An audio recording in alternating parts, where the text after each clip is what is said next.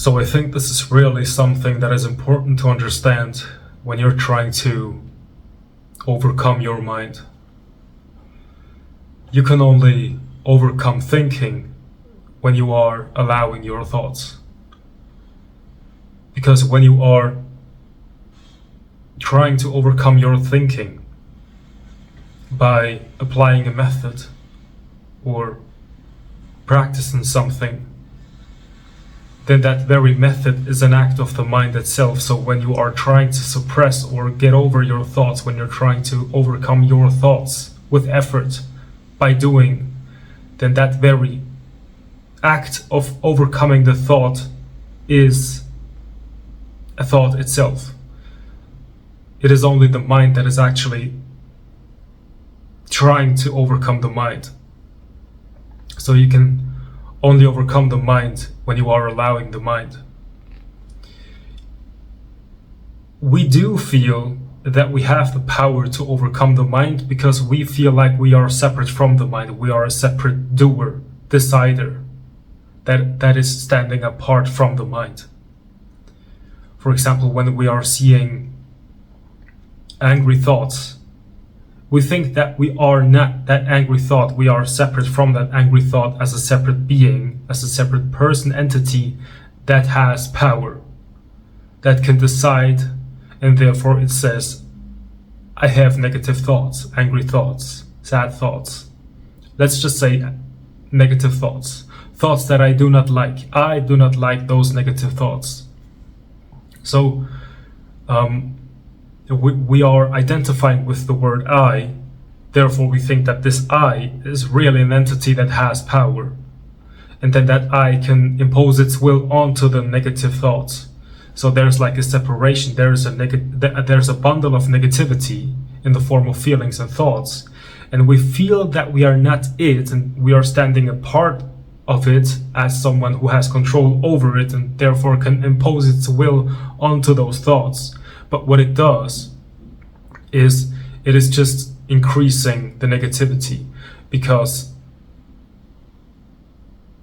the act of overcoming willingly your negative thoughts is itself a negative thought. It is just like you are putting more wood in the fire.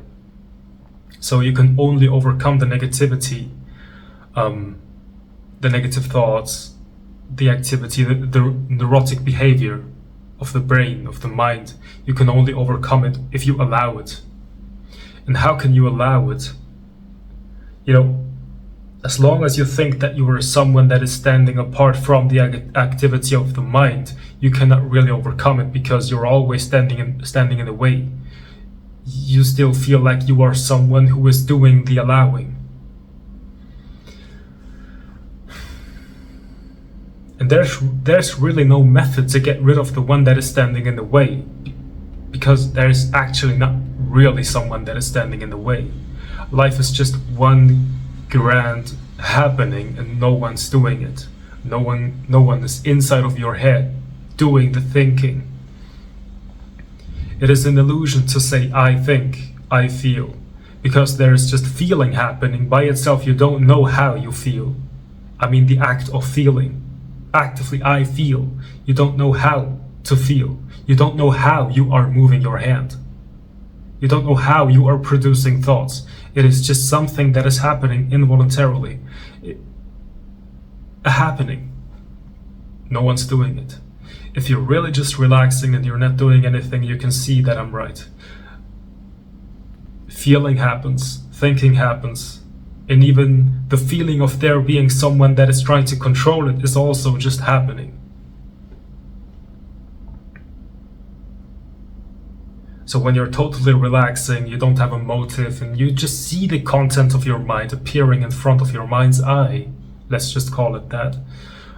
Doesn't mean that the mind's eye is something that you are. It's just there's awareness of the happening, and the awareness and the happening are one. But fundamentally, you're not defined by the happening, you are defined by the thing that is undefinable, which is the awareness. So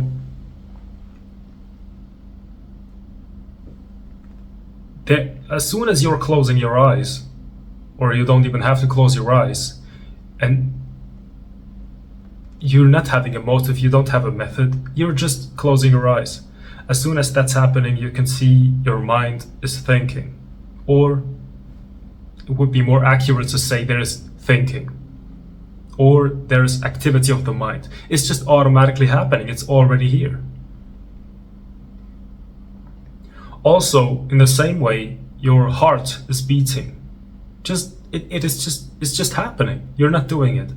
In the same way, the lungs are breathing. There is thinking happening. It's just, the blood is running through your body. So, who are you that is controlling any of it? You see, the controller is just an illusion that has been created by thought, and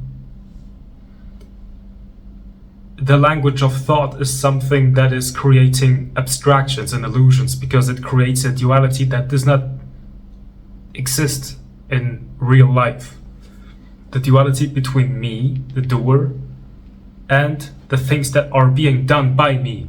And there's a separation of me, the one that's doing, and the things that are happening. Actually, there is just the happening without a me that is responsible for what happens. I'm not responsible for my thoughts. But if there is the illusion of me being separate from my thoughts, and therefore there is this illusory belief that I can do something about my thoughts, then I'm only feeding my negative thoughts, and therefore I kind of have the responsibility. There is kind of a responsibility for my thoughts because I believe that I am responsible for my thoughts. And if I'm believing in this belief, then the negative thoughts will go on and on and on until this body dies. But if I do see that thinking is just something that is happening without my consent, it's just like the clouds are floating by, and I cannot change anything about it. It's just I'm watching it, but it's just happening by itself. I'm not responsible for that cloud. Then change can happen because there's no longer identification. There's just the watching, without involvement, without trying to change anything about this activity of the mind.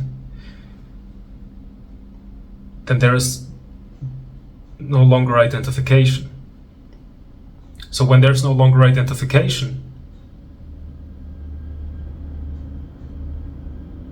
what happens is that your mind will slowly come to an end. It doesn't happen in seconds, but you will immediately feel that there is a sense of ease, even though the mind is still thinking, maybe even thinking about problems, but you're no longer involved. You're no longer trying to change the natural activity of the mind. There is automatically a sense of ease because there's no longer conflict within. You see, the thought is no longer fighting against itself. The I thought is no longer fighting against the negativity thought. They are one. So it is just one, no longer a dualistic process. It is one process that is whole in itself, and therefore there is no longer energy wasted in trying to fight itself, no longer splitting itself in two and fighting against those two halves. It's just one process, and therefore it can come to an end because there's clarity.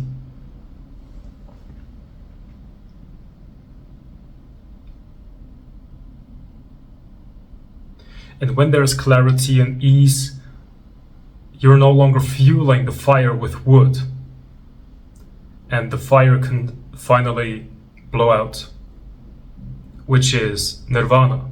Basically, Nirvana, as far as I know, means blow out. And what happens when there is no mind activity anymore, which is not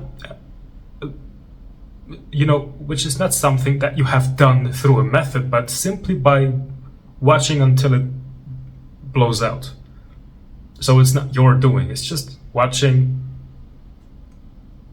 and then the mind is blown out. What is there? It is actually just the fundamental you, which is unborn.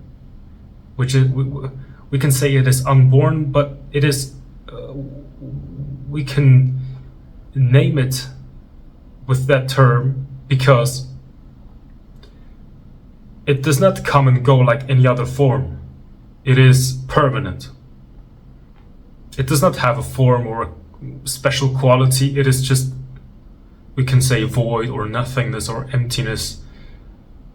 And at the same time, it's totally alive. It doesn't feel cold. It doesn't feel like it is just nothing there and there's a feeling of abandonment. No, it is totally fulfilled. That's where the sense of joy is coming from, or creative ideas are coming from. So you can only attain that state by no longer trying to attaining that state through action, but by allowing. So first you recognize that there is no separate doer. There is just the flow of life. This talking is happening by itself. I'm not doing it. The movement of these hands is just happening. I'm not doing it. The pumping of my heart is just happening. I'm not doing it. The thinking of my brain is just happening. I'm not doing it. So it is just the intelligence of life that is doing it. And everything else is the same for everything else. The trees, the leaves are just blowing in the wind. The wind is happening by itself. It's all happening by itself. There's no one here, in other words. And yet everything is totally alive. And that's the end of suffering, because you're no longer responsible to end your suffering. You can let go and trust that by letting go, suffering can finally end, because you're no longer producing it. You see, doing is suffering, non-doing, actual non-doing and allowing makes you come to rest. So